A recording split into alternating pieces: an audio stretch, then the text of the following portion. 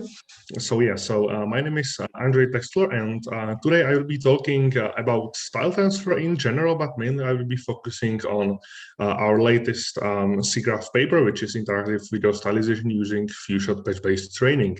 So as when already said, I have my PhD from CTU in Prague, and during that time at CTU, we published several papers that I will some of them overview today. And these papers were either with Adobe or with Snap. And now I work at Samsung Research America in a NEON team.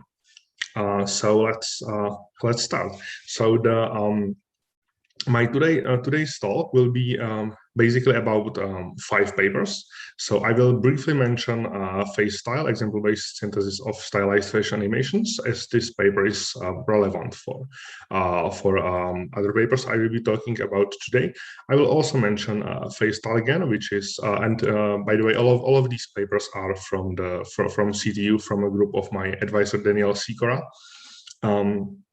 I was part of some of these papers, and I am well aware of all of them. So next I will mention FaceStyleGAN, stylization of portrait using generative adversarial networks, and I will also talk about stylizing video by example, but mainly I will talk about interactive video stylization using few-shot patch-based training, and I will also mention the latest progress in this direction of stylizing videos with limited training data, which is style transfer with auxiliary limited pairing. So let's start with the first one. So FaceStyle. In 2017, my colleagues at CTU were dealing with the following problem. So they wanted to do the style transfer. So they wanted to do the style transfer on faces. So they had style exemplar like this, and they wanted to apply this style on a sequence. So, for example, sequence like this. And they wanted to obtain results like this. So back then, they were not for this task. They didn't use any neural networks. They approached this task as follows. So they used something that's called guided texture synthesis, and so it's as the name says, it's texture synthesis, which is like it's traditional texture synthesis that is not using any neural network. It's just using it's patch-based. It's known as patch-based texture synthesis, and this synthesis is guided by a set of guidance channels, and you can see these guidance channels right now. So because there is no neural machinery, no like intelligence that would tell how the final result, which is this one, how the final result should look like. So there has to be these explicit guidance channels. So the first guide channel is created using this is segmentation. So there's some segmentation method used to create this guide channel, and this guide channel encourages the texture synthesis to follow the different regions. So it encourages hair to be transferred to hair, and it encourages like mouth part to be transferred to mouth part. And like this kind of guidance, or this kind of information is quite important because this will make the style transfer to be semantically meaningful. So this will for example, it will not happen that the forehead will be stylized using hairs, because we have this kind of information. These other guide channels are created, so it's not that important. The set of guide channels can be there can be like different set of guide channels to achieve the same goal, but they are somehow explicitly defined. So they employed the guided texture synthesis in this way, and they were able to obtain quite a good result. So this is the result, and this is the style, and as you can see, it's high quality. There is not that much of a temporal noise, and it looks good. All right, so moving on to second paper, and the first paper I just overviewed will be relevant in a second. So the next paper is basically approximation of the previous one, and so it's we call it FaceStyleGAN, and in this FaceStyleGAN, my colleagues were approaching the similar problem, or the same problem, but they wanted to use machine learning technology for this problem, because they wanted to solve some fundamental issues that this guided texture synthesis was having. So the fundamental issue was that there is need for this explicit guidance. So there has to be some, let's say, third-party methods to obtain this segmentation, and there also has to be like third-party method to, in this case, it's visualized like this. So in this case, there are key points, there are facial landmarks detected, and they are this mesh is warped according to the landmark. So there has to be some technique to some third-party explicit technique to detect the landmarks, and also this to obtain this guidance channel, there has to be some technique that that is this guidance channel. It encourages the synthesis to follow like the identity, to follow to preserve all the wrinkles and the thing that make a person specific. So there's also like some third-party method needed to obtain this channel. So this is definitely not practical. So they wanted to somehow overcome this, and there are some more drawbacks. The drawback of the previous FaceStyle method is that the algorithm, as it's this guided texture synthesis, it's slow. So it's usually slow. There are some faster implementations, but having a neural network that can do forward pass in like a millisecond, it would be much better. So it's slow, and also it's fragile, because if you see these guidance channels, so let's say the segmentation goes wrong. So if the segmentation goes wrong, like the entire result is it will be bad. So there's a lot of things that can go wrong. So it's fragile. So to approach this task using neural networks, they got inspired by the methods of Johnson and his colleagues. So Johnson, they presented like this unitish network. So this is input, and here are convolution layers, strided convolution layers. This is 2 times stride, so this is 1/4 of the original resolution, and then there are some residual blocks, and then here are the upsampling transpose convolutions layers, and here's the output. So they took this architecture, and they tuned the architecture, or they improved the architecture a little bit. So they added some skip connections, that they added one more convolution layer, and it turned out that this convolution layer, this extra convolution layer that is here, that this is really the crucial one for style transfer, because without this layer, the results are not that high quality. So yeah, they wanted to use neural network to do this, but if you want to use neural network for such a task, you usually need large data set, because if you want to train a neural network, or at least a few years ago, if you wanted to train a neural network, there was not that many few shot or single shot or zero shot methods. So like traditionally, you need a large data set for the network to be trained properly. So but there are some methods to create this data set, right? So they were able to use the original FaceStyle method, the one that requires the guidance channels and everything. So they were able to use this method to prepare a data set. And in this data set, you can go over the data set and you can like remove the images where the stylization failed. But actually, it's turned out that you can keep these images, these failed images, in the data set, and you can still train the network, and it will be quite fine. So yeah, so they use the FaceStyle to generate dataset containing like 4,000 something images, and they trained the network encoder decoder network in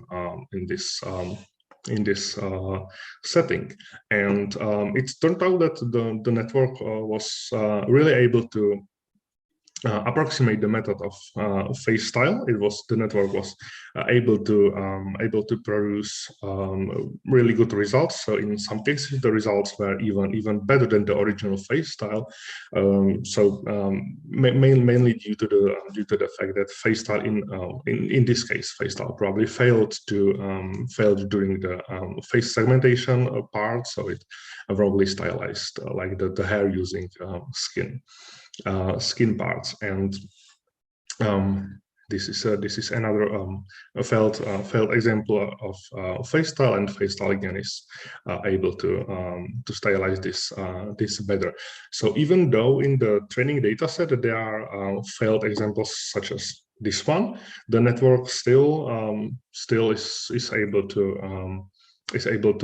learn something that can be something useful, something that works. And the process takes it's super fast. It's real time. So this is huge advantage of this approach, because such a frame rate was just not possible before. So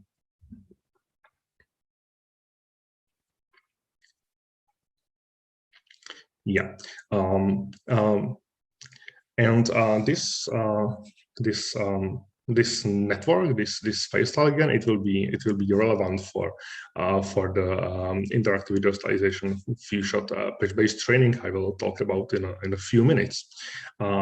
So moving on to other paper I would like to review before diving into my serial paper is stylizing video by example, because this paper is also really related to the method I will be talking about.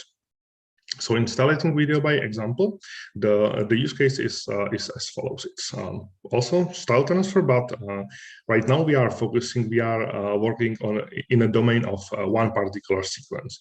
So let's say we have sequence like this. It can be on a green screen, but it's not a requirement to have this sequence on a green screen.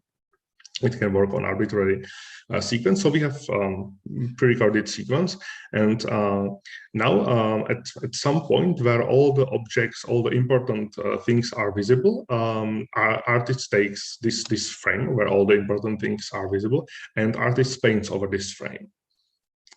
So artist creates a painted version of this frame, and now the goal of this paper, goal of this method is to propagate from the one painted frame. The goal is to propagate the style to the rest of the sequence.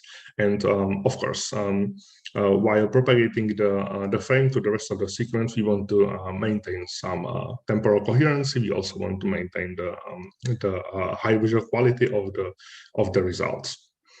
And how we did it in this paper, it's that we used probably similar approach as FaceStyle. So we also employed guided texture synthesis, but in this case we wanted this stylizing video by example paper to work on arbitrary sequence. So unlike the FaceStyle that is tailored for faces, so if it's tailored to some particular domain, we can use some information about this domain. We can use the segmentation, or they could in FaceStyle use the segmentation. But right now we are in a general case, so we cannot use this domain assumption, because we essentially have no domain. But in this paper, we came up with a way to automatically generate these guidance channels, and these guidance channels are somehow similar to the channels in FaceStyle. So this is foreground background mask that can be generated automatically, and this is guidance channel created using optical flow. And this guidance channel created using emphasizing the edges in the image. So like all these, and this is the channel to maintain the temporal coherency. So we came up with a way to create these channels automatically, and thanks to this, we were able to get results like this. So we were able to get automatically. We were able to get faithful stylizations for arbitrary sequences. And this was our SIGGRAPH paper 2019.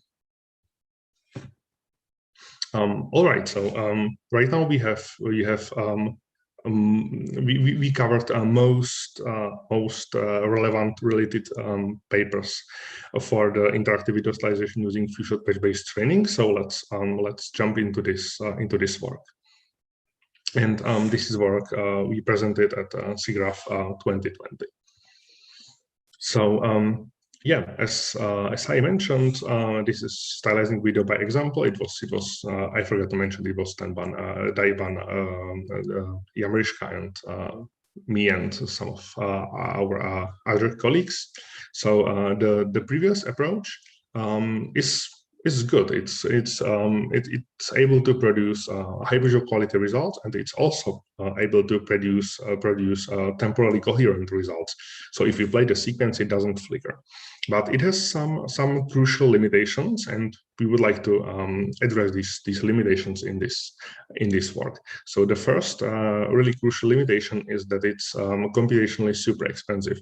So for larger sequences, it might take hours to process, because it's using the guided texture synthesis, and this guided texture synthesis is optimization process. So it runs on one frame. For one frame, it runs in many iterations, and it's trying to satisfy two conditions. It's trying to satisfy the texture coherence of the style, and it's trying to satisfy the guidance channels. It's trying to follow the guidance channels. So this optimization process, there are some faster implementations, but still in general, it's really slow. It's for the results to be temporally coherent, it's data dependent. So it means that if you want to stylize next frame, you need to know the previous frame. Yeah, and so this is like obvious drawback, because you cannot access the frames independently. You need to know all the sequence, all the frames before, and you cannot do this. Or it's really hard to do this in parallel. So this is obvious drawback we would like to address. And also, I didn't talk about this, but in this link sequence we saw earlier, there were actually two keyframes. So the artist painted two keyframes, and it's because if you see the cat is looking like one way, and in this frame the cat is looking the other way. So in this frame, there might be some content that is not visible in this frame. So so it wouldn't be sufficient to choosing just one keyframe, but in this case, it's beneficial to have two stylized exemplars. But yeah, if this approach of Jamriska and his colleagues has two keyframes, how it works is that the entire sequence is stylized, or entire sequence is produced from one keyframe, and then it's produced from the second keyframe, and then the two sequences has to be somehow merged together. So in this paper, we presented a method how to do this merging, or how to do this blending of sequences stylized from multiple keyframes. So it's possible, it's doable, it somehow works, but it would definitely be nice to not do this. It would be nice to solve this somehow differently, somehow more implicitly. So this is these are three major drawbacks we would like to address in this work, and of course we would like to address these drawbacks, but we also need to keep the good properties of the previous method. So it's high visual quality. We do not want to compromise on the quality, and we also do not want to compromise on a temporal coherence. But we want random access to any frame, and we want a fast inference, let's say 10 FPS or more. And in general, we want to create a framework that is interactive and implicit. So it is something like this. We can take arbitrary frames and process them, and we will have the sequence that will satisfy all these requirements. The fast inference is on what type of hardware? Sorry. Yeah, this inference. Yeah. So it's on an NVIDIA GPU. I'm not sure what was. So it depends on the resolution. So let's say if you have resolution 500 by 500 pixels, on NVIDIA 2080 maybe like consumer grade GPU, it can run this fast. So it doesn't have to be server GPU, like regular GPU is okay. Even notebook GPU is okay. Yeah, to achieve 10 FPS. Okay. Thanks for the question. Yeah.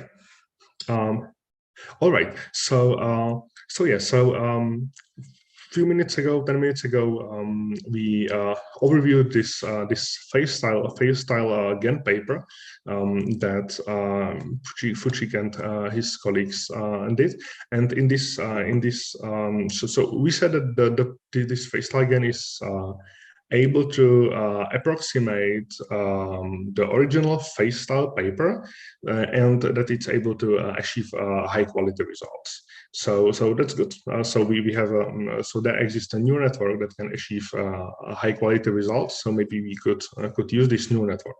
But the problem, of course, in this case is that it requires huge data set. So in the FaceStyleGAN, I said that they use like 4,000 images. And they use FaceStyle to generate these images, so it was easy because there was a method to do this automatically. But in our case, we have just one painted keyframe or just a few painted keyframes because these frames are painted by artists. So we do not want to force artists to paint 4,000 keyframes, 4,000 training frames. So we somehow needs to deal with just the one or a few frames we have. So all right, so let's say that we have one painted frame. So this is the original frame, and this is its painted variant that was painted by hand. And we can try actually to train this FaceStyleGAN network on just single training image. So you can see on a training frame, the video looks really good. But if I play the video, it quickly breaks. So it's of course this makes sense. So the network was trained using only one image. So the network really quickly strongly overfits to the one training image, and the network is not able to stylize anything else except for the one training image. So this image is quite close to the training one. It's just a few pixels off, but still the network has like no chance to get this result correctly. So what to do? We are assuming that this FaceStyleGAN network is good for a style transfer task, and we are assuming that it would work if we had larger data set of data, but we do not have this data set. We have just the images that are painted by artists, and the amount of images painted by artists is by purpose very limited. So what we can do, and what we tried is to, and what's the best practice, or what's one of the best practices if you do not have enough training data, is to use some data augmentation techniques. So we try to use many data augmentation techniques. So we try to crop the image, flip the image, add some Gaussian noise, add some salt and pepper noise, doing some kind of dropout, even though it's like difficult to do dropout in convolutional networks. And we tried many things, maybe like tens of different methods, different data augmentation methods to somehow create a larger data set so that network would not overfit that much. But as you can see, it's still like noisy and grainy, and the result we were not able to get. So we were not able to get any closer to a result we would consider good. So so we said, okay, so we have to do something else. We need to make the network not to overfit to the training frame, using a fundamentally different strategy probably than doing just the data augmentation, because doing data augmentation or generate new data in our case was not feasible, not easily possible. So we draw inspiration from the non-tertiary texture synthesis by adversarial expansion, and to solve this task, we propose to use a patch-based training strategy. And the training strategy, it works as follows. So it wants to simulate a large data set. So because we do not have large data set, we assume that network would work if we had a large data set. So we came up with the following way. So from the one training frame, which is this one, we sample small rectangular, maybe 32 by 32 pixels, or something close to this size patches. So we sample these small patches, and by randomly cropping these small regions from this image, we can generate quite large data set of 32 by 32 patches. These patches can be overlapping, so there is really a lot of different. There's basically as much as patches as pixels in this image, and we sample the patches from the training image like this, and we train the network in a similar way it was trained before, but we train it not on a full frame, but we train it on these small patches we sample. And note that this is the same architecture as the one I showed you in the FaceStyleGAN. So this is the one with the skip connections, with the increased number of ResNet blocks, and with the extra convolution layer at the very end. And this is quite intuitive how it works. So we have now not just one image, but we have large data set of patches, and we have large data set of corresponding stylized patches, so we can easily train the network, and we can compute the loss in a traditional fashion like this. And in our case, we used L1 loss, we used adversarial loss, and we use BGG, or perceptual loss.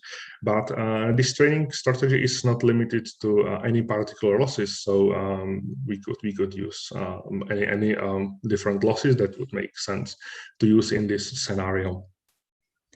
And yeah, so we train the network on small patches, but it wouldn't be practical to do the inference on small patches. But actually, we do not need to do the inference on small patches. So even though the network is trained on small patches, but the network is fully convolutional, so the network doesn't really care about the size of the input, as it's fully convolutional.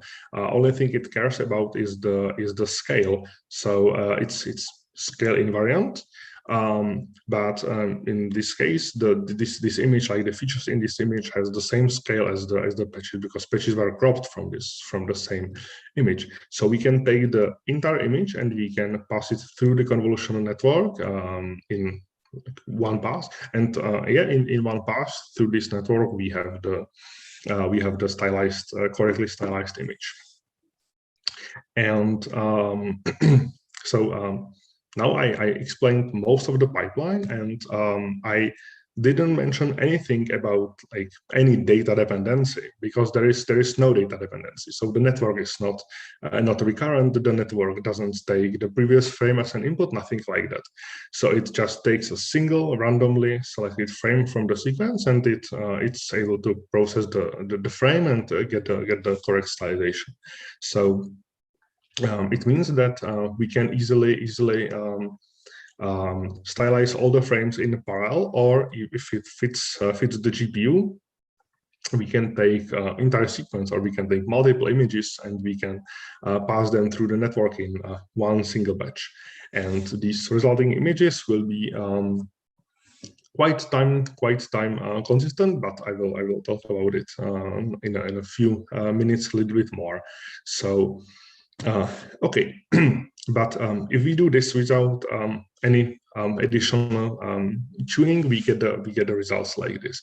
So this is the result of Jamriska and his colleagues, our SIGGRAPH 2019 paper, and we are essentially trying to approximate these results using a different machinery that has some better properties, that it's faster and more implicit. And this is the result we have so far. Like using the patch-based training, we get the results that are not very good. And the one missing piece is that we need to tune the hyperparameters, because now we have opposed to FaceStyleGAN, we have a few more hyperparameters to play with, right? We are cropping the small patches, so definitely one hyperparameter will be the size of a patch that is being cropped during the training, and the other are some others. So we need to tune somehow validate the network and tune it so that it works better. So for the validation, we do not have any ground truth data except for the one painted frame. So to do this hyperparameter tuning, we propose to use the previous method just for this hyperparameter tuning. So it's feasible, even though the previous method is slow and has all the drawbacks I already talked about.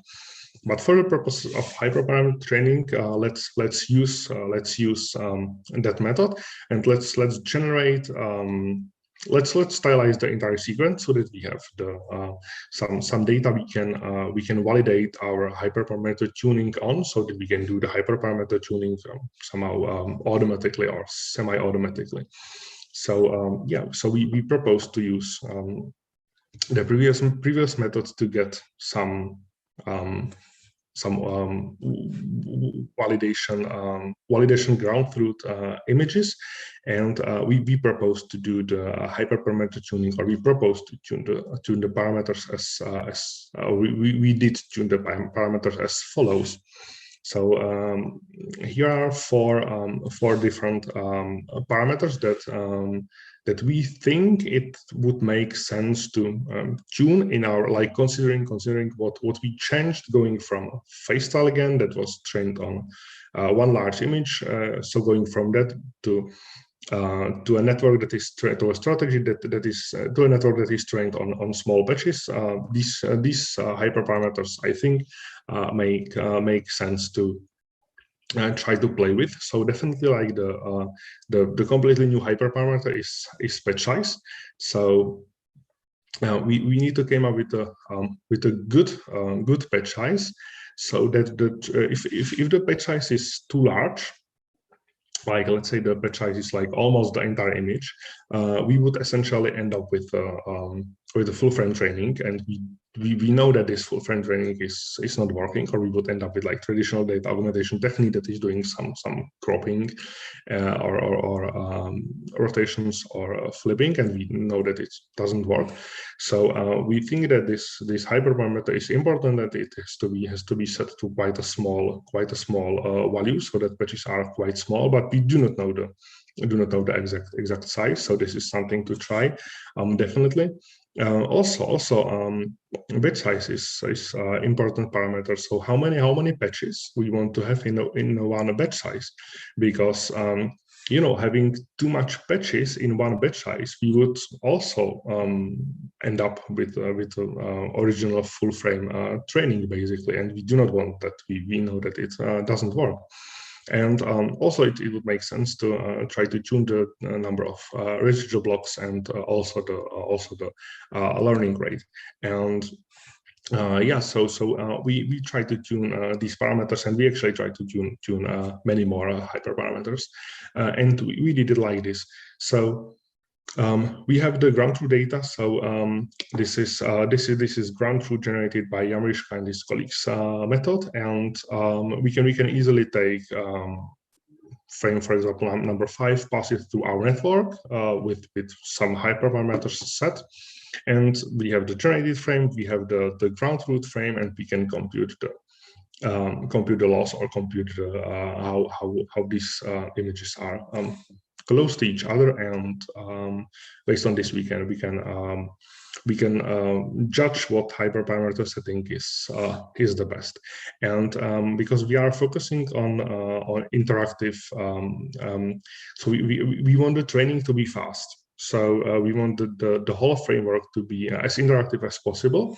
So we have this strong constraint of 1 minute. So we are training the network for just 1 minute, and we want the hyperparameter setup to be the best for this scenario where we have a limited amount of time for the actual training. And this training, we did it training on V100 NVIDIA GPU. So it was not on a laptop GPU, it was a standard GPU. On a laptop GPU, it would be few times slower. I think. All right.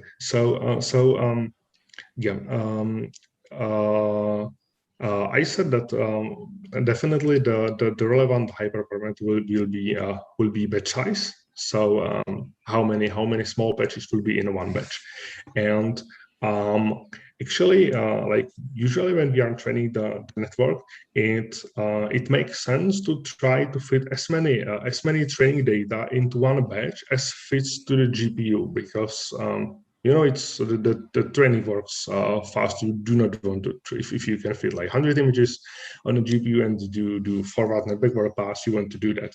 You do not want to rather do like 100 passes with a single image. But in fact, in our case, we discovered that having quite a small amount of patches in one batch is beneficial for the performance, for the visual quality performance of the network.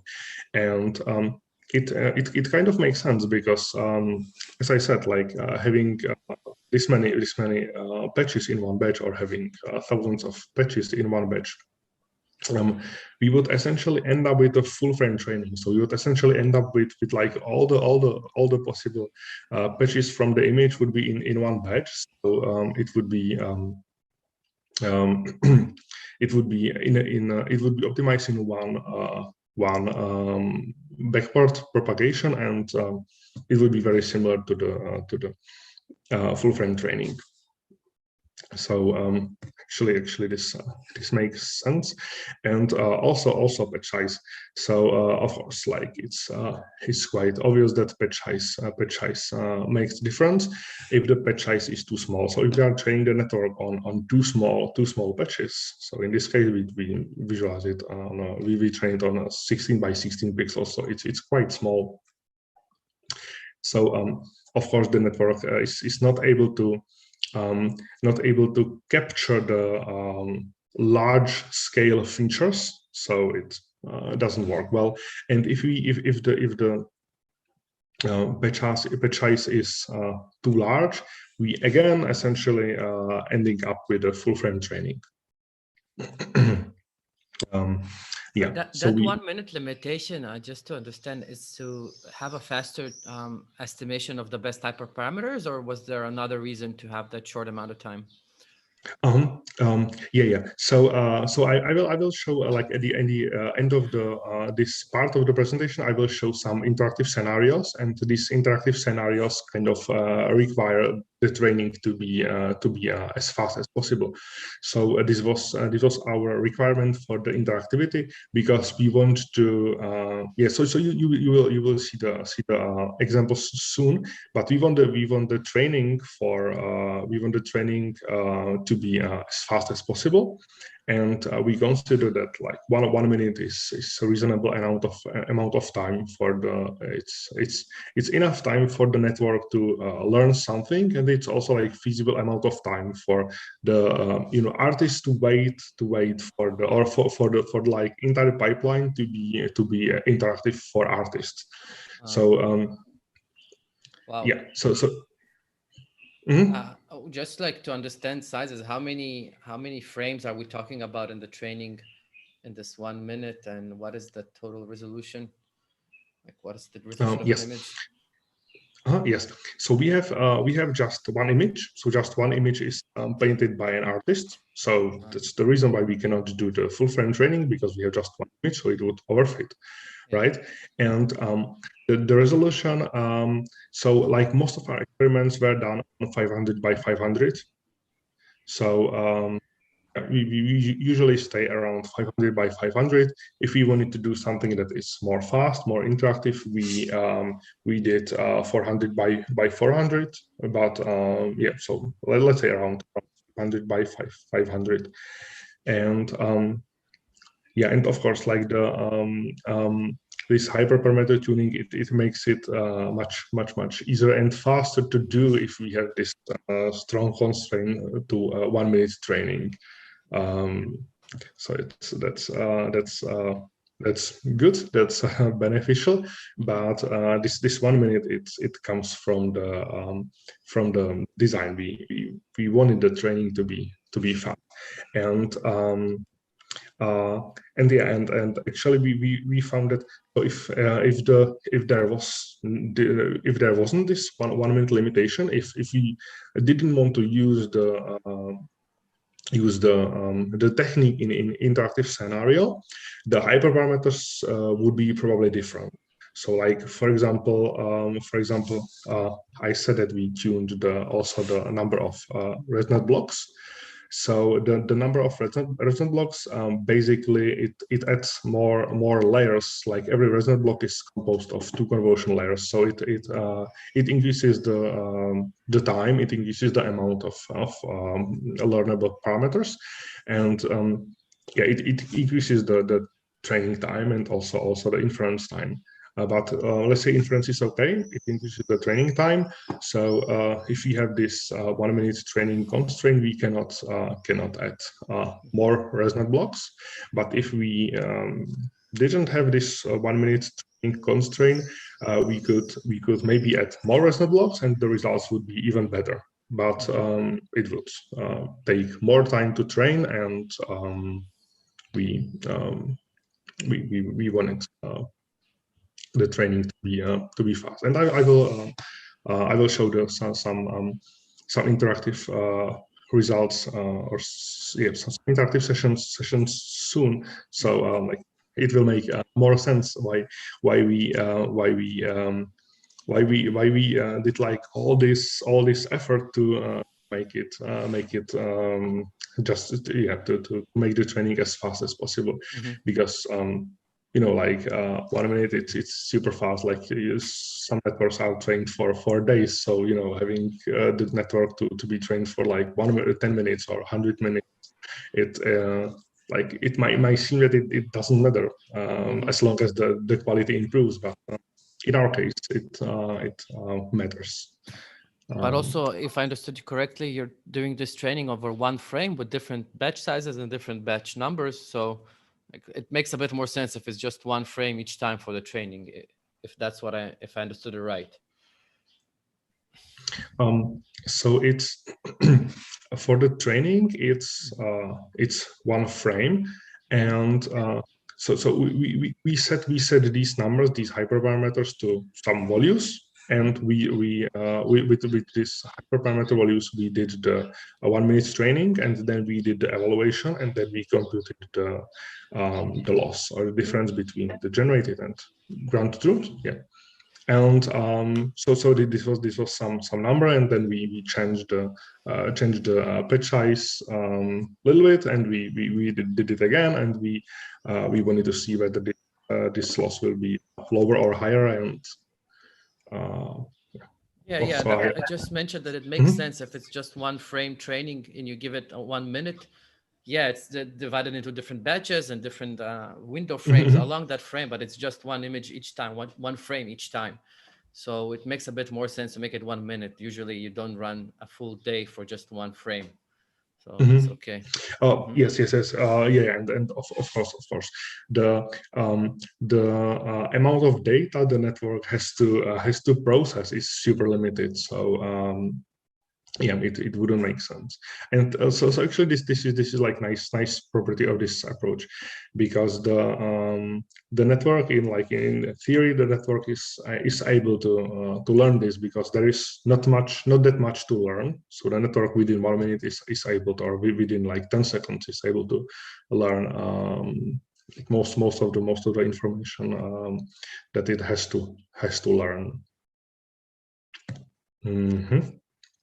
We have a question on the chat. Lior is asking, why not train on multiple patch sizes? On multiple patch sizes or batch sizes? I will patch with a P. Okay.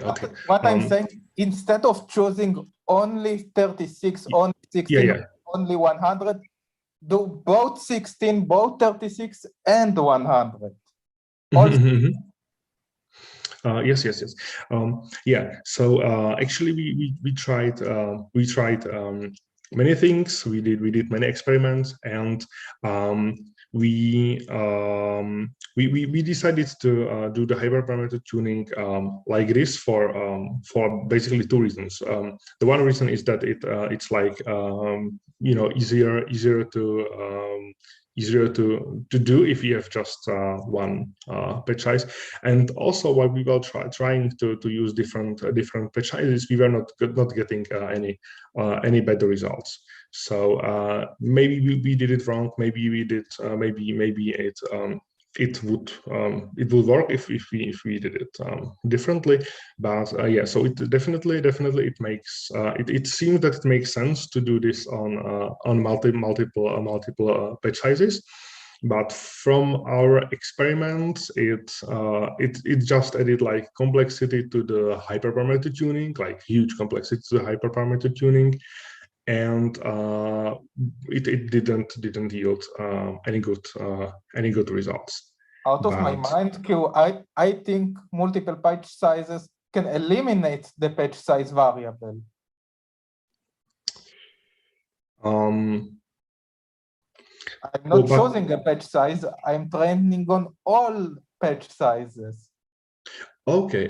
So you say that if we have an image that is 500 by 500 pixels big, we would have patch size like going from 5 times 5 to 500 by 500. Maybe. What maybe also not only square patches, but 5 by 10, 10 by 5, and compress them.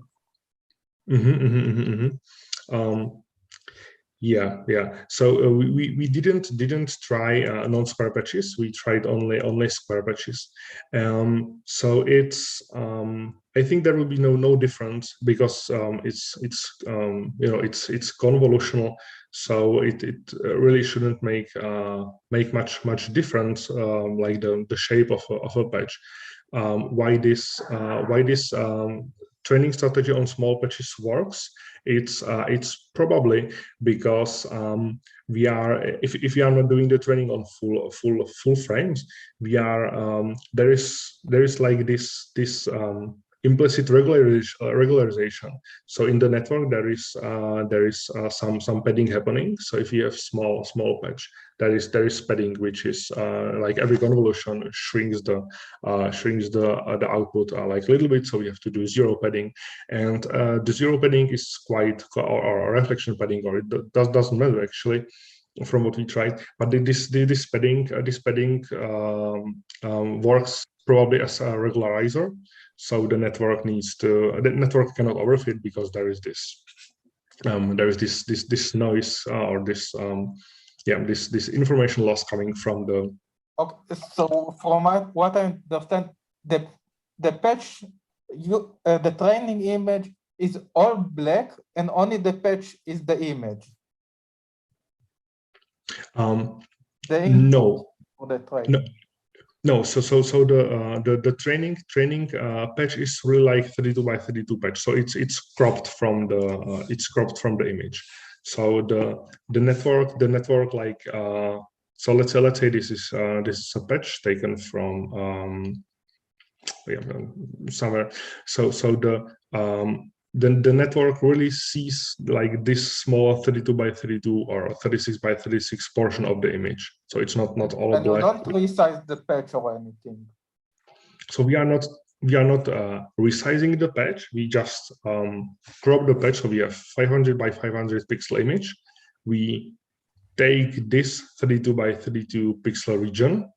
We do not do any scaling, and we take this 32 by 32 pixel, 32 by 32 patch, and we feed it through the network. And then we compute the loss with respect to the patch 32 by 32 patch from the same location. So the network really sees only the 32 by 32 pixel region. Okay, I understand. We have another question. You might answer it in the future slides, but still, how do you explain the temporal stability of the output? Sean asks. So actually I will talk about temporal stability in the next slides a little bit, because the temporal stability, it's without like explicit treating, the temporal stability is good, but it's not perfect. And why I explained this, so it's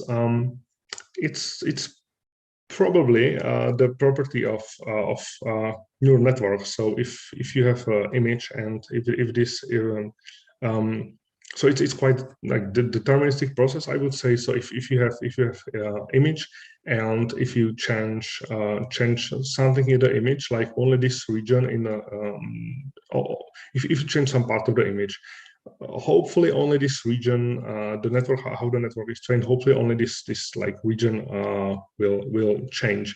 So if there are two consecutive images that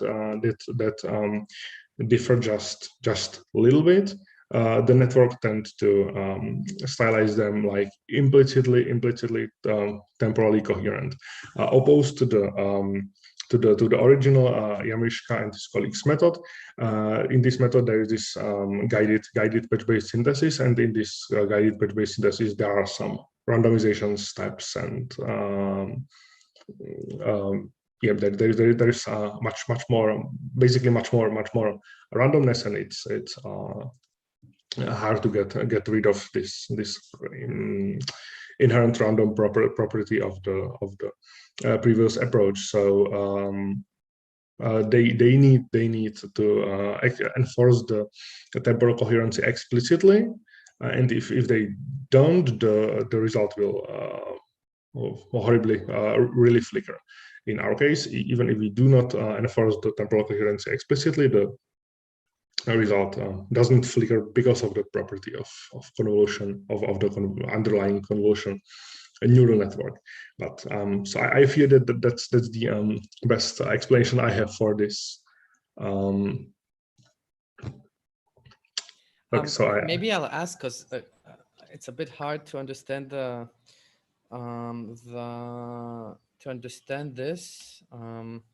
intuition here. So the question is, when you came up with the patch-based training system, probably one of the main factors was this stability, right? somehow you had a sense that, okay, if you take just patches, this will make the generation temporal stable. Does this come from any other things you saw before that worked well, or like where maybe this idea came from, or like how does the connection in your mind form when you were thinking of this architecture? Yeah, so I think the patch-based training architecture or patch-based training strategy, we started to exploring these options not because we wanted to make the network temporally stable, but we wanted to get rid of the overfitting. We need to deal with the overfitting. So we had a problem. The problem formulation was that we have one image and we have one painted image, and somehow we need to train the convolutional neural network using just this one training image of size 500 by 500. So this was like our problem formulation, and yeah, it came to us quite naturally. Like first thing we tried was to do the various data augmentation techniques and stuff like that, and we studied the architecture, and we tried to understand what's happening. We did some experiments. We tried to understand like what's happening, and like doing this, trying to crop smaller regions from the image and simulate large data set that we know that large data set would work.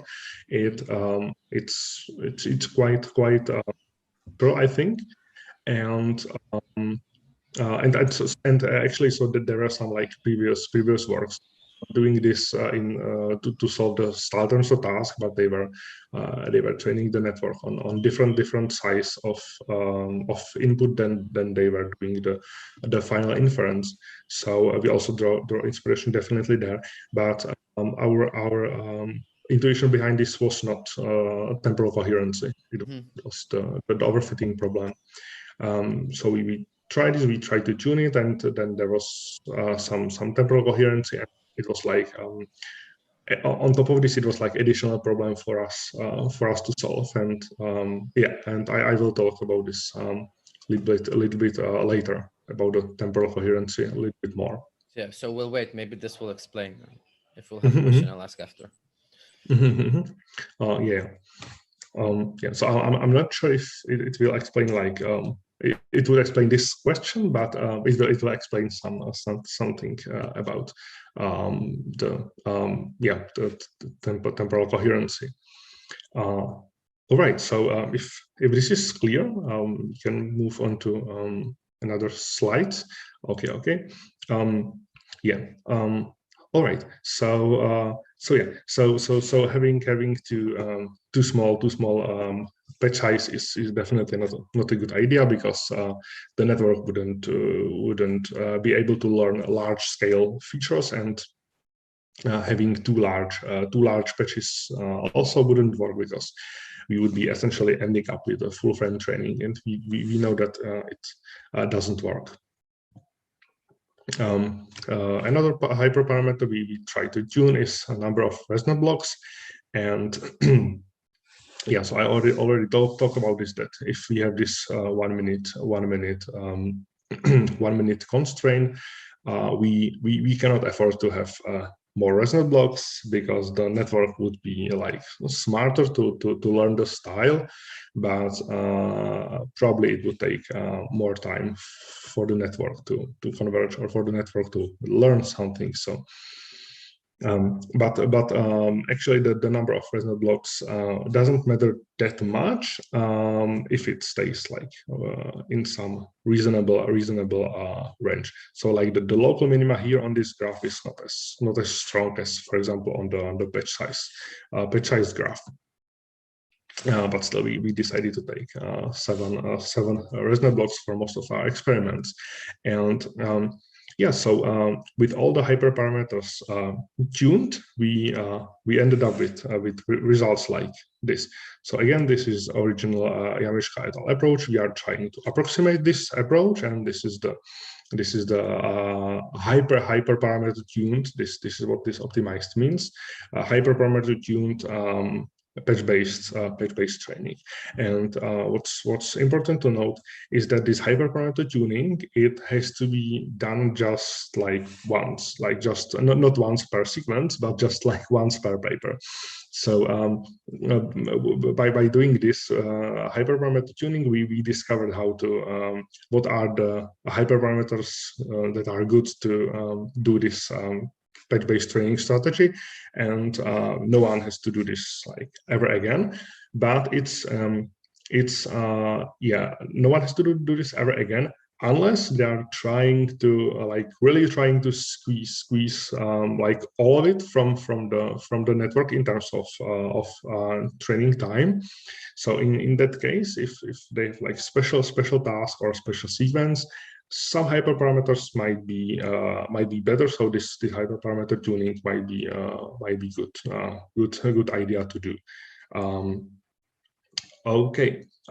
Yeah. Question before we finish this slide, just to make sure I understood. Maybe to generate that right output, you train on one frame from similar to the left, on just one frame, and then you have a network that's generating the entire sequence, right?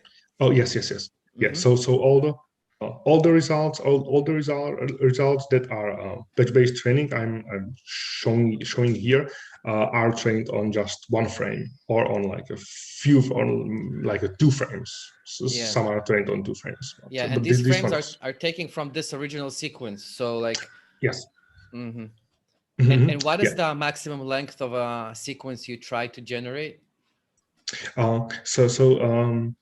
Maximum length of a sequence actually doesn't matter as long as there is like no new content in a sequence. Yeah. So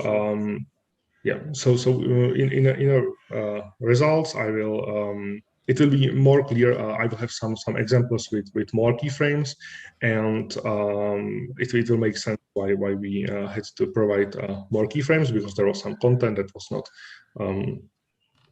not present in the training frame. But yeah, so so the length of the sequence doesn't matter, but of course, like because the network question wasn't good here. Yeah, as long as the context is the same. Yeah. No. So I mean, it was good question, but as there is like as there is no because some actually many methods take the previous frame, like take the previous output frame as an input for the next frame. So there can be like error accumulation. So in a couple of our previous techniques, and also in this Jamriska and his colleagues. So there is this like error accumulation happening. So for example, if optical flow is like failing in every other frame, it will be even worse than in the previous, because like the error will accumulate. But so in that case, the length of the sequence would matter, even if the content of the sequence would be similar. But in our case, the length of the sequence doesn't matter at all, as long as the content is similar to the trained image. And it's because this network is trained on just one frame, and it's trained from scratch. So there's like no pre-trained part, nothing like that. So the network actually it's quite dumb, right? Because opposed to a network that is trained on 5,000 different images. So the network trained on 5,000 different images can have some notion of segmentation, body parts, I don't know, something like that. But this network that's trained only on one image definitely doesn't. Why no pre-trained part? Why not have like the ResNet, for example, pre-trained, and then just run another training cycle? So wouldn't it improve, or no? So the thing, like the main thing is that we want the style transfer to be like semantically meaningful. So we really want to use like the same brush strokes that are used to stylize, for example, these letters, to stylize these letters here. So if we use the network that is trained on like general images on a large set of like random images, it wouldn't be probably semantically meaningful, because the network would try to came up with something. So the network would use like the knowledge learned in like in some images that are like completely different than the image we are trying to stylize now, and it would do something. But this something wouldn't be good, probably. So like having to train the network only on the data it should use is a good idea, good property. Yeah. Okay, so that's you. Yeah. So I hope that that answers the question. Yeah. Okay. All right. Yeah. So this is the result of Jamriska and his colleagues. This is our result trained on one frame, and so as can be seen with the hyperparameters properly tuned, the network doesn't overfit to the first frame. The network performs similarly well on all the frames, and like the foreground is quite good, but there's some noise in the background, and like actually the whole sequence is like a little bit more noisy than we wanted this sequence to be. So I will talk about the temporal stability a little bit more, but this is what you get without like any additional explicit or any additional temporal coherency treating. And in terms of training time, so here's the example on another sequence. So we have input frame and we have its stylized version, and we measured the we started the training, and every like every few milliseconds we saved the model, and then we evaluated the model on this frame, and it looks like this if we play the if we play this in the video. So this is basically the convergence of a training.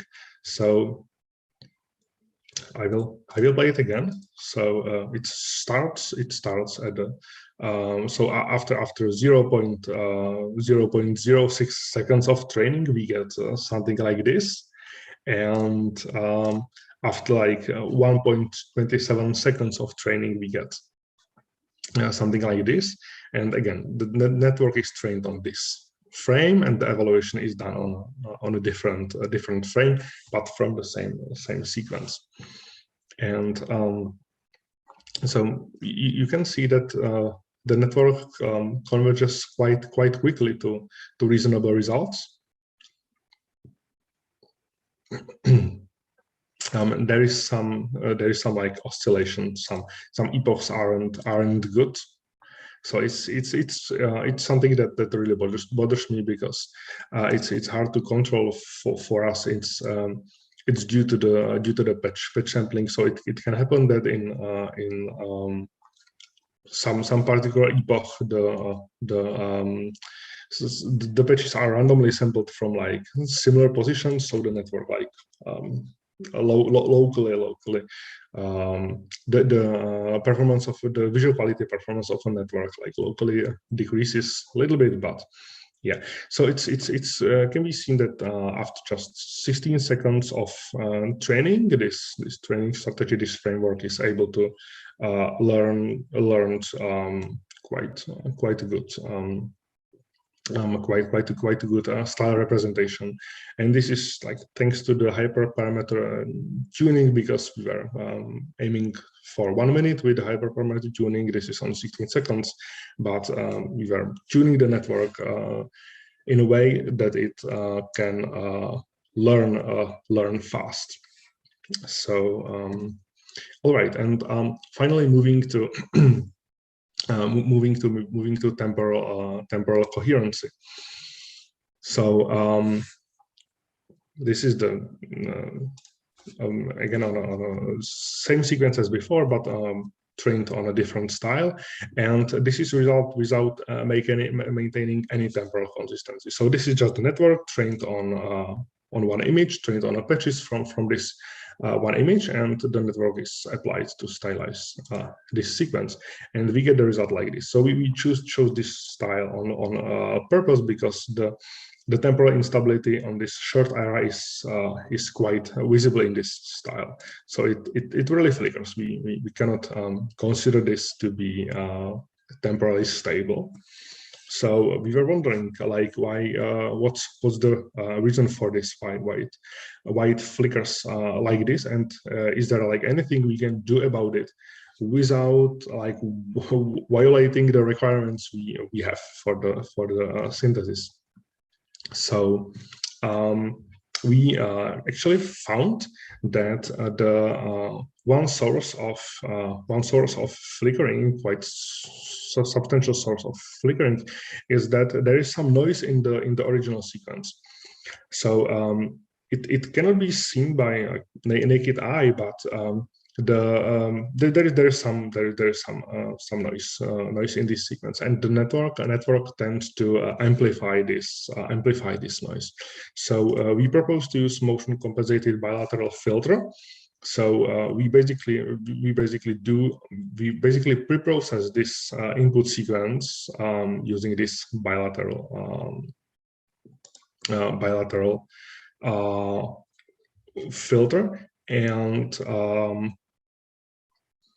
as can be seen, if we pre-process if we filter the sequence that doesn't contain this noise, also the noise in the result is there's way less noise in the result. That's very interesting.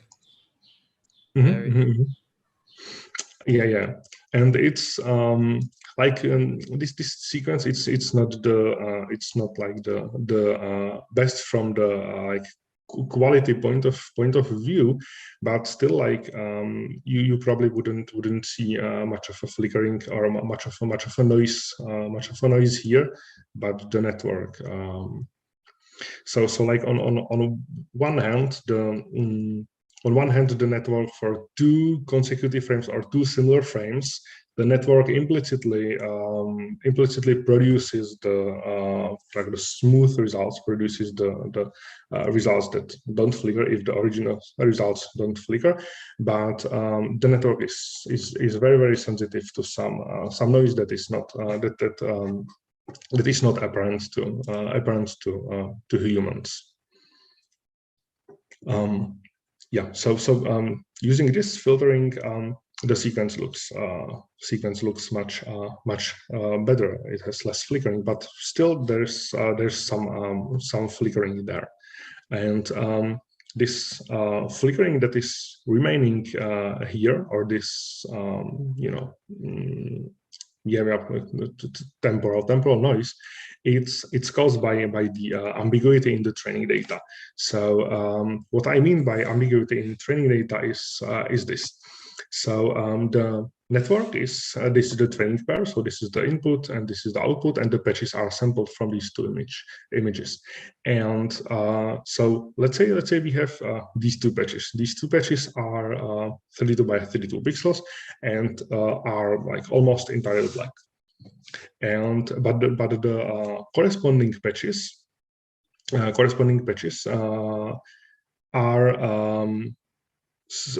have different colors. Like this patch is definitely a little bit more bluish, and this patch is definitely a little bit more whitish, whereas these two patches are, I would say, almost or exactly the same. So because this image is hand painted, this kind of ambiguity can happen, and also in like real. Even if this image wasn't hand painted, it still can happen that we have like two different structures here, but we want to stylize these, or we have one structure here, but we want to stylize the structure. So we have like black shirt and black, I don't know, something here, and we want this to be red and this to be blue. But as the network sees just small patches, these two different patches can look almost the same for the network.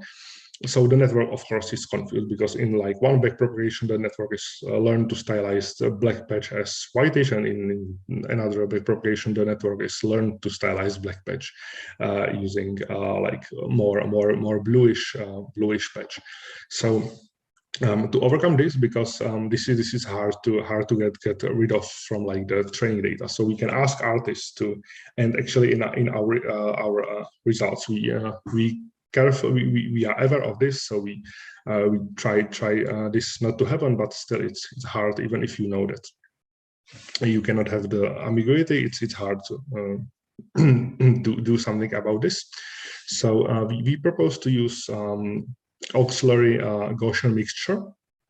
So this auxiliary Gaussian mixture is another image that is provided to the network together with the input image. So and the purpose of this auxiliary mixture image is for the network to distinguish between similar input patches. So now we do not have like 3 channels as an input. We have 6 channels as an input. So we have RBG for this image, and we have also RBG for this image. So we are mapping 6 channels to 3 channels. This is RGB image. So and by adding these additional 3 RGB channels, we are able to distinguish between all the patches. So even though these 2 patches are all black, are exactly the same in terms of like in domain of RGB of this image, in domain of RGB of this 6-channel image combined, these patches are similar in these 3 channels, but are not similar in these other 3 channels. So the network now will not confuse these 2 patches. How this Gaussian mixture is created, it's not hard, but it's not intuitive. It's maybe hard to explain. So we randomly sample for this frame. We randomly sample. We create this image using random small Gaussian circles. So these are like circles, but they are actually these look like circles, but they are actually small Gaussians. We wanted to we didn't want to have like any strong edges, so we decided to have small Gaussian.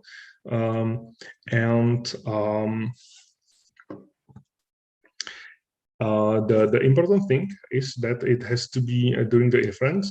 It has to be consistent. So we use optical flow, or we use as rigid as possible image registration, which is a method our group at CTU did a while back in 2009. And this one additional channel can look like this. But if you use this, if the content changes, if her head rotates, there is this hole, because like of course we do not know what Gaussians should be on this part, on the other part of a head. So we came up with like simple solutions. So let's sample also other positions, and let's seed also other keyframes with this Gaussian mixture. And in this case, we did it for 4 different keyframes. So we took for this for Gaussian mixture, we took this image. So we sampled, we seeded Gaussian kernels over this image. For this one, we took the first frame, and this is the final composition, and in the final composition we just take these four individual Gaussian mixture layers and we stack them on top of each other where the black is transparent. So basically from this, so if we stack them like first, second, third, and fourth, this black region is covered by is basically covered by this this part from the fourth image. So yeah, so we stack them on top of each other, and this adds it's confusing. It's hard to explain, but like the algorithm, it's quite easy, and yeah, using this Gaussian mixture layer, we are finally able to get perfectly stable results in time, so there is no flickering. Yeah, this kind of defines the two sources of temporal instability that can happen or that were happening in this our network. So the first source of temporal instability was that there was some noise that was not visible for us humans, but there was some noise in the input sequence, and also there was a problem of instability, the problem of ambiguity during the because of the sampling of small individual patches. And so we are almost done with this part. But one more important thing is that maybe, I'm sorry, I'm interrupting, but just about the previous part. Yes. Maybe you told it and I missed it, but how did you know that this would work before you tried it? Okay. Yeah. So this was we knew this this would work because yeah, because of this. So we knew that. So in our previous work, we faced a similar issue like many times. So if you have some kind of ambiguity in yeah, if in style transfer, it's usually not good because like either the convolution neural network is confused by this ambiguity, or the guided texture synthesis we did a lot of work in texture synthesis, and if there is some kind of this ambiguity, the yeah, the algorithm will try to the algorithm will not create like consistent. So in style transfer, what's important is style consistency.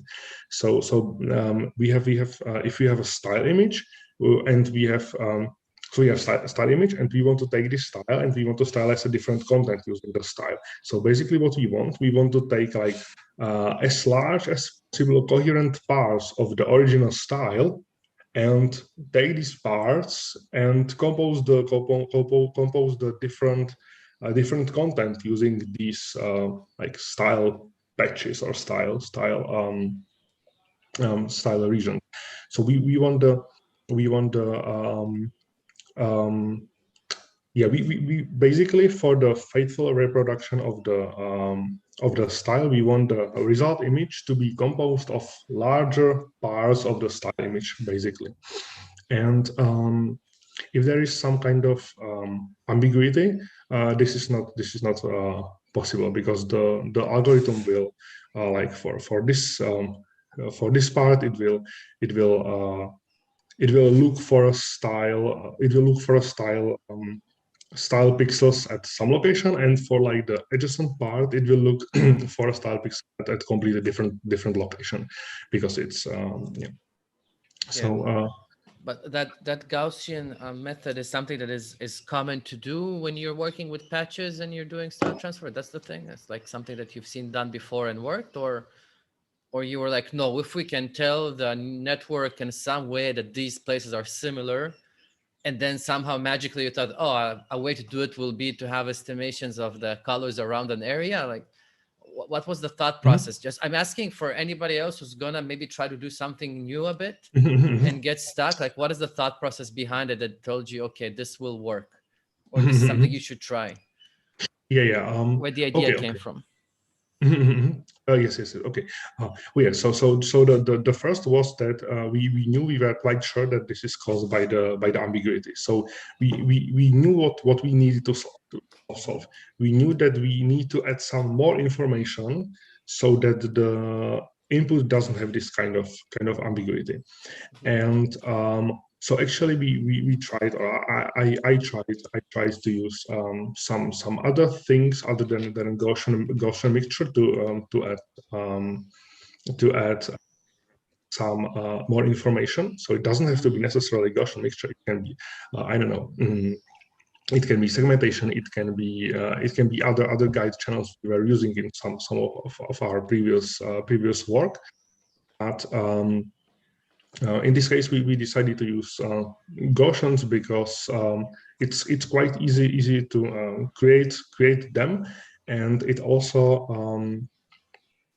we were sure that these Gaussians will make the network like really distinguish between the different eras. How were you sure before doing this? How did you know? That's like that confidence is important when you're doing research. Where did it come from? Yeah. So the assumption was that if we introduce like this kind of noise to the network wouldn't care, because the network, what the network sees is like 6 channels, and the network doesn't really care like of the content of these 6 channels. Yeah. So we expected that the network wouldn't mind having like 3 more noisy channels like this, the important assumption. And we thought that we thought that having like as much as variety would be beneficial. So what we could do, we could use something similar to the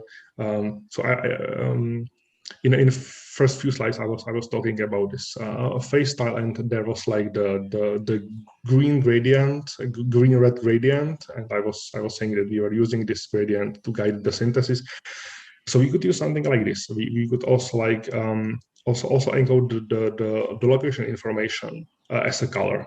So we could like in Y direction we could go from 0 to 255 in green, and in X direction we go from 0 to 50 to 255 in red color channel. And yeah, but this would not work on larger images, whereas this kind of noise, so we are sure that there are no 2 patches that are blur, because this is like completely noisy image. So this was yeah. So before trying this, we were quite confident that something like this should work. And of course, we needed to tune a couple of things. So we needed to tune the size of the Gaussian kernels and how much the Gaussian kernels are blurred and stuff like that. So we did this, but yeah.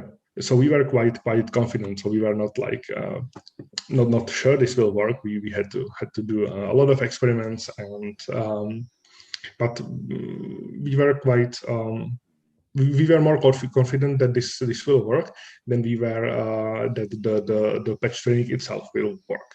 Before we tried the patch training, it wasn't so clear and intuitive that this will work, but this was quite we were more confident that this will work. So I'm not sure if it answers the question, but not enough, no.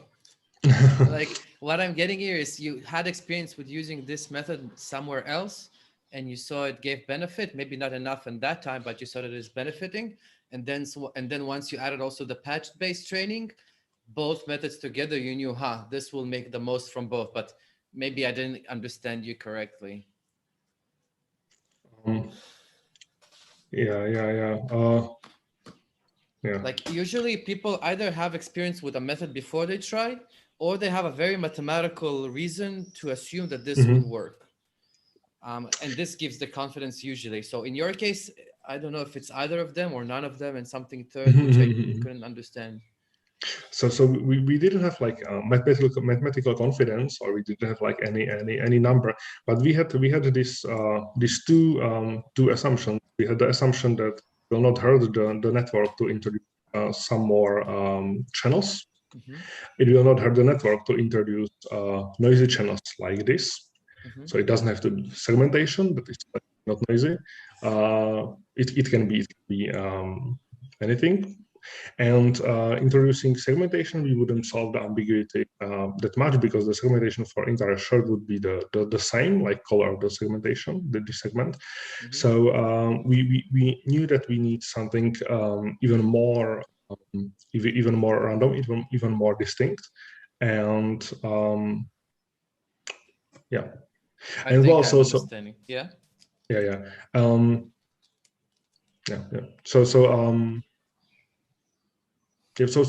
we had from the top of my head, I do not know like the exact reason why we decided to go with the Gaussian, with like this exact Gaussian mixture, but I know that the reasons why we knew that something like this would probably work well, that it wouldn't hurt the synthesis, hurt the network performance, that the network would be okay with having this additional input. Yeah. Can I ask how much time it takes to make the additional Gaussian mixture for the whole movie? Yeah. So this can be done in real time. Okay. Sounds good. So basically this method works in real time, and this is like the only hard or only time consuming thing to think in process of creating this Gaussian mixture, because you just sample the Gaussians, so that's super fast, and then you have to propagate the Gaussians in time like this, so that it's consistent, and you can probably use some other maybe optical flow methods, or some other methods to do this, and optical flow methods, they work in real time, so this can be done in real time. But actually in our live experiments, we didn't use this, and we also didn't use the bilateral filtering, because we just I think we just didn't have time to implement the bilateral filtering fast enough. But also the bilateral filtering could be possible to implement run in real time.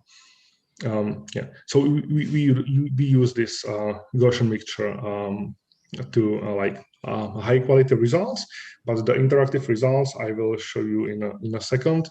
In these interactive results, we just relax the condition of having perfectly temporally stable input.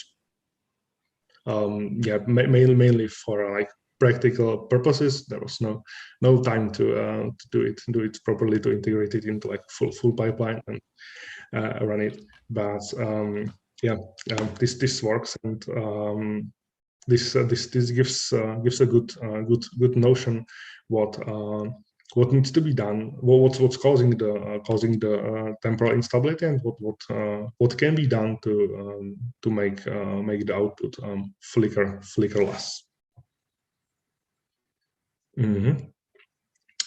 Okay, so any more questions related to Gaussians? So far, so good. Okay. Yeah, and so sorry for lousy explanation. Yeah, it's confusing and hard to explain. That's for sure. Yeah, but I hope you get get idea. You get some. Yeah, I hope it makes sense. All right. Yeah. So the last like technical property of our method is this. So let's say we train the network using this style keyframe. Yep. So we have this frame. This is the corresponding frame, and we train the network. And of course, if there are the content changes, as I said before, if there is some new content appearing, this content might not be stylized well. So you can see here that the if she rotates her head, there is some new content that is not visible on this frame, and network simply doesn't know, and it's like it's by purpose. So we do not want the network to think up something how to stylize this back of a hair, because network would maybe use like these iras to stylize the back of a hair. But we do not want that. So we want the network to follow the artist's intention precisely. So we want the network to use only this image, nothing else. So of course it breaks. So in this case, if it breaks like this, there is need for additional keyframe. So this is similar as in the previous approach of Jamriska and his colleagues.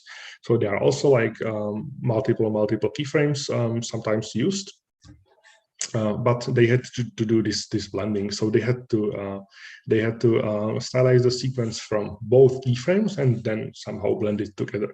Whereas in our case, because it's a network, we just can provide some more training data for the network, and it doesn't have to be the whole keyframe actually, because we are training this on small patches. So we can just take image that looks like this, and we can just restrict the network or restrict the patch sampling strategy to sample the patches just from these area marked in red. So the rest of the image doesn't even have to be painted. So the artist can just provide like the part that is problematic. So we see that the part of the back of a hair is problematic. So artist just paints this back of a head, and this is the result with 2 keyframes, and it looks better. So there is still some transition between keyframes visible. You can see like it flips to another keyframe. That's something that bothers us, but it's what it is. But the important thing is that we do not need to deal with the like explicit blending of 2 sequences. So we can obtain much more consistent results, and it's also it's happening during the training time, and it's also fast. The network doesn't need to learn this part, because it already knows this part. And also important is that let's say we were doing the full frame training. So we would need the entire image. So first, artist would need to create for the second keyframe. Artist would need to stylize the entire keyframe. So that's a bad thing. It would be wasting artist's time.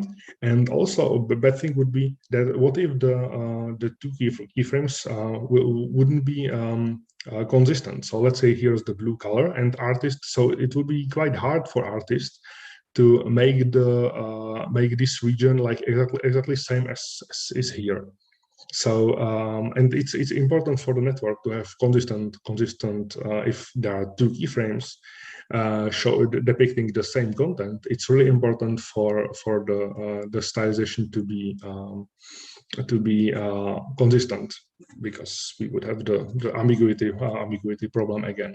So this would be actually hard to like create the entire keyframe. So that's good that we can, thanks to the patch sampling strategy, that we can deal with just the problematic part. And this was the last like technical property of our approach. And now we have the comparison with Jamriska and his colleagues on other sequences, or on some sequences we already saw. And again, so our goal was to like approximate method of or to get the same results as Jamriska and his colleagues, but using a different machinery so that we can get the results faster. We have the implicit handling of temporal coherency and the implicit handling of everything. So there are no guidance channels. There is nothing, like no third-party things we would, or as less as possible third-party things we would need to use, like segmentation and some landmark detections. And yeah, so we are also aiming for interactive setups and for real-time inference.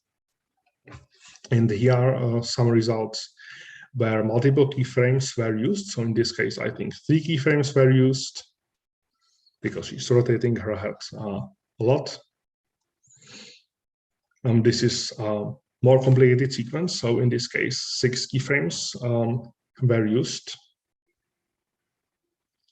And we used more keyframes because we wanted the results to be as good as possible. So it was not a problem for us to provide more keyframes. Like, painting 1 or 2 keyframes, it's still good. Traditional artists that are not using the neural or that are not using the style transfer methods are painting every frame by hand. So painting just 2 frames for like 20-second sequence is still really practical. That's extremely cool. Really cool stuff. Yeah, thank you. Yeah, so elegant. Nice. Yeah. All right, so I hope that the best is yet to come, because we thanks to this batch training strategy that is optimized to run just the training is optimized just for 1 minute, so it's it's able to quickly pick up the style. We were able to come up with these live scenarios. So here's the camera on this holder. Here's camera mounted, and camera is capturing the canvas here. And my colleague is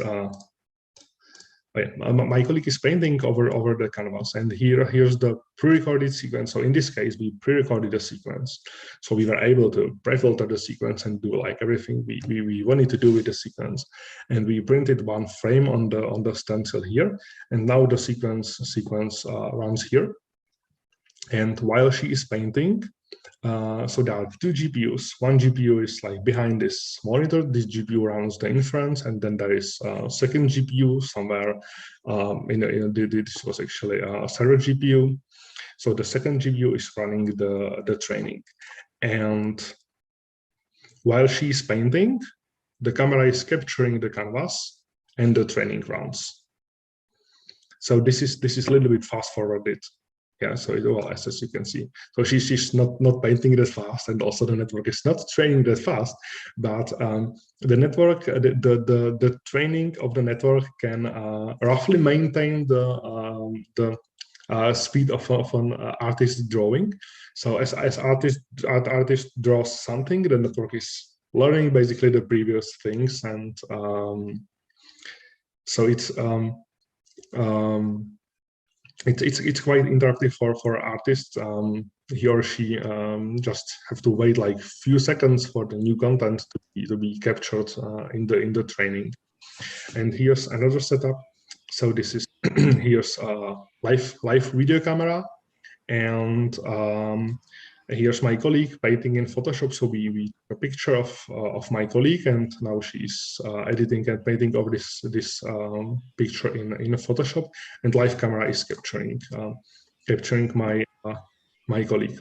So here you can see that the length of the sequence can be like really infinity. So this would work forever, as long as it's this guy here and the similar background. Yeah, so how were you able to separate the hand, that when the painter was drawing by hand, how were you able to separate that from the image during training? Oh yeah. So yeah, so you mean this? Yeah. Yeah. So actually, we used approach to detect the hands. So we were trying to do this automatically, but so because we can use some other network to detect if there is a hand present.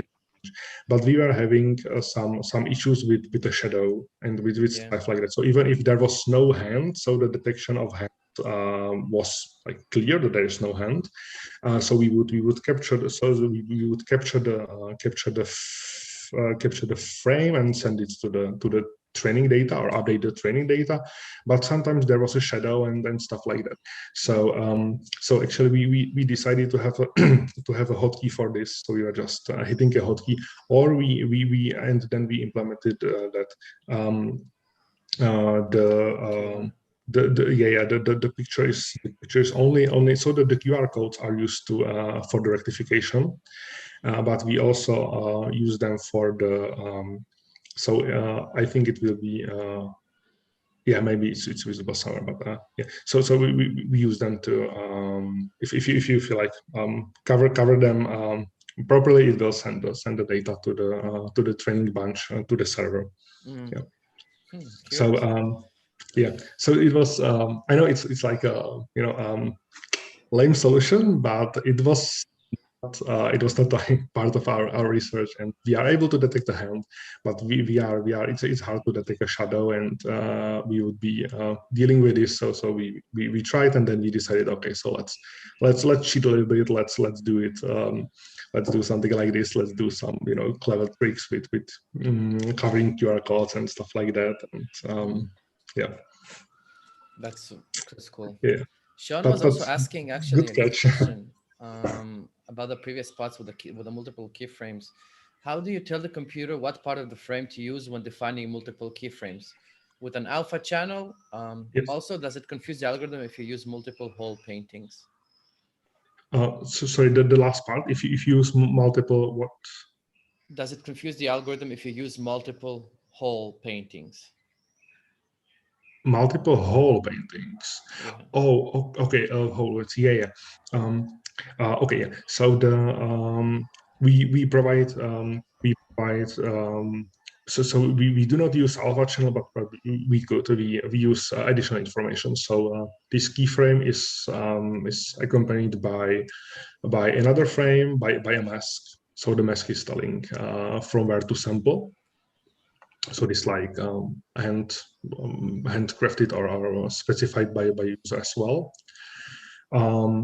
And in general, having as less as data as possible is good. So we do not. So if we have this content here and we are like satisfied how the network produces, or how the network stylizes this part, we do not want to have the same part in two style keyframes, because there will be chance for the ambiguity, because artists paints this part a little bit differently than this, and so there will be chance for this kind of ambiguity that would hurt the performance of the network, and it wouldn't bring like anything. It wouldn't bring anything to the network, because this part is already here. We do not need to have like more of this segment. So yeah, so it wouldn't necessarily hurt the performance if we had like multiple whole keyframes, but I think it's usually more practical and more safe not to have whole frames. So does it answer the question? I think let me add on to it. There's something that might be unclear, so we could focus a bit. During training, the extra keyframe, is it just an extra amount of patches that you add on the training and that's it? Or is there a way for the training to recognize if it's training on the first keyframe or the second keyframe? So basically, yeah, it's just extra amount of patches. But how it's implemented is that every style keyframe is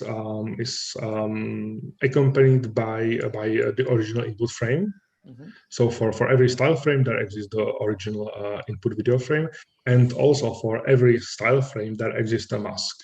So the mask tells from where to sample. So in this case, the mask is like all white, so it samples from all the regions. In this case, the mask is white just here, everything else is black.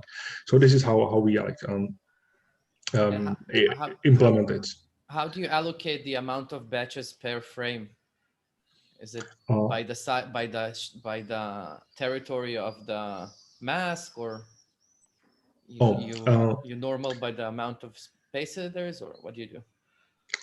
Yeah. So the number of patches per frame we allocate by measuring the area of this and area of the yeah, so we actually tried multiple implementations. This makes more sense. We try to also like weight the parts of the weight some parts more if we were like suspicious that okay, so maybe it's not working because it's using less patches from here, and we found that it doesn't really matter. So I think it would be okay to, you know, like in one backpropagation sample from this image, in second backpropagation sample from this image, and do it like this, even though these two areas are of a different size. But I think this would work as well. So it's not that sensitive to.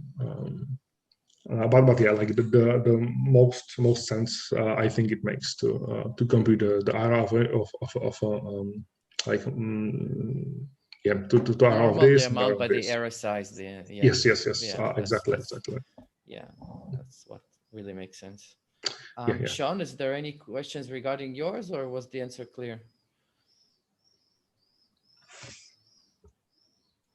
I think it's good. I think last question we have is by Eyal. Is there a live demo available? Most probably is asking, is there an open source available where we can do this thing ourselves? Yeah. So yeah, if you check my project page, there is GitHub repository on this project page, but there is no live demo, because like there is basically code for everything, but there is not a code for this. So you know, if you see this this setup here.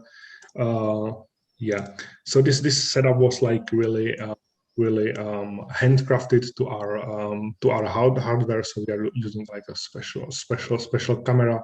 So there was a bunch of code related to dealing with this camera, and there was like a lot of hacks that you are like if my colleague saves the image, it saves to a file somewhere on a file system, and then the network that is running the training is mounted on the same shared drive, and it's like constantly checking for the new images to be saved. And there was like a lot of these engineering hacky things that were special to our setup. So we unfortunately I didn't have time to do, and maybe it would be quite hard to do like working demo. But the training code is there, the inference code is there. All the code for generating all the guide, all the the bilateral filtering, the auxiliary Gaussian channels, and everything is there. So yeah.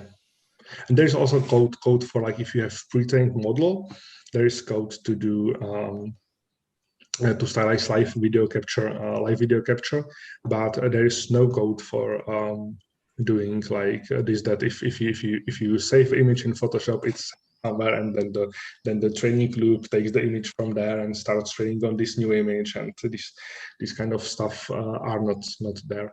So yeah. This setup is a little bit more complicated, I think, and it would be hard to make it like bulletproof from engineering point of view, to make it like really that you just install the thing and it just runs. It's a little bit more complicated setuping, but all the setuping is like really engineering or system engineering work. So there's like all the research is on the GitHub. Engineering things, the wiring is not there. Maybe it's opportunity, Eyal, to build something here. Sorry. I'm saying, Eyal, he sometimes build open available stuff that are like implementations of cool projects. So yeah. So this project would need need something like this. Yeah. So, I think this is it for the questions. So Ondřej, if you have closing remarks, that's the time. Otherwise, I will close. yeah. So I have actually like few more slides, maybe like two more slides. So so what I would like to mention is that we presented this on so this was paper at SIGGRAPH 2020, but we also made it to a real-time live session at SIGGRAPH, and we presented our interactive setup like this. And again, like this is here you can see the setup. So here's the camera capturing the thing, and here's one GPU that is running the inference, and here's the yeah, so actually the GPU that runs the inference is in my computer here in my laptop. So the inference is running in laptop. This computer just sends the images somewhere to the cloud where the training is running on V100 NVIDIA card. So there is like a lot of wiring and engineering. But yeah. We presented this. We were really like aiming for an interactive experience. So this is on low resolution, and yeah, this is how it looks. And at this SIGGRAPH real-time live session, we actually won the Best in Show award. So it was obviously engaging for for the jury this method. Yeah. All right, and just like two more slides. So what's like the latest development in this direction, or what's like another take on this problem? So my colleagues, Fuchik and his colleagues, they created recently they published a new paper called STALP, Style Transfer with Auxiliary Limited Pairing, and they were dealing with a similar problem. So they have the sequence. This is the sequence, and they have one image that is painted. So that's the same setup as in our scenario, one painted image sequence, and they want to stylize the whole sequence. So in my paper, we did the batch training strategy, but in this case, they wanted to do something else. But of course, if they would train the network on just these pair of images, the network would overfit. So we know that we saw the results, how the network is overfitting if we do just this. So they propose like another regularization technique to make the network not overfit to this particular training frame, and it's that they introduce one more loss, which is style loss. So they are computing the L1 pixel loss on these two on the training pair, and on all other and they are computing the style loss on all other or on some other frames of the sequence. So they do the training, they do some back propagations on the training pair, then they take the entire sequence or some images from the sequence, they run the model that is trained using this, they run the model to get the stylized result, and then they take the original stylized frame and this create a stylized result, and the assumption is that these two images should have the same style. So they use gray matrix to compute the style similarity, and they use this as another loss. So this is like another interesting take on this problem, where you have a limited amount of training data, because the data are obtained by hand painting, which is, and it's not possible, not practical to have a large data set. And this is like a different type of regularization that makes the network not to overfit to the particular frame. And comparing to my paper, they are able to, because they are doing this is done on full frames, right? This is not on patches. So they are able to reconstruct some parts of the image better.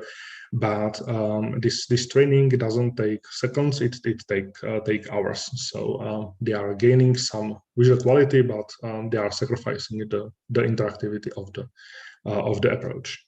And yeah, so this is it.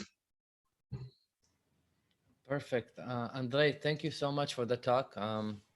Yeah, really, thank you really for inviting stuff. Me. Yeah, for sure. This is a good chance, you know what, for me to ask you and anyone else who is watching this now or watch the recording. I'm always looking for new talks, new interesting speakers that do really cool stuff. It's not easy.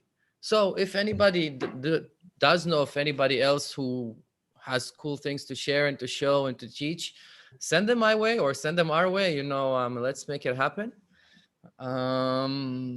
Thanks for those who stayed in. We are almost 40 minutes past the schedule, I think. So that's a long time, but it was really interesting. So it's good that we did it. The recording will also have chapters on it, so people could browse on the different topics, different parts. So like it'll be a bit easier maybe to watch the recording.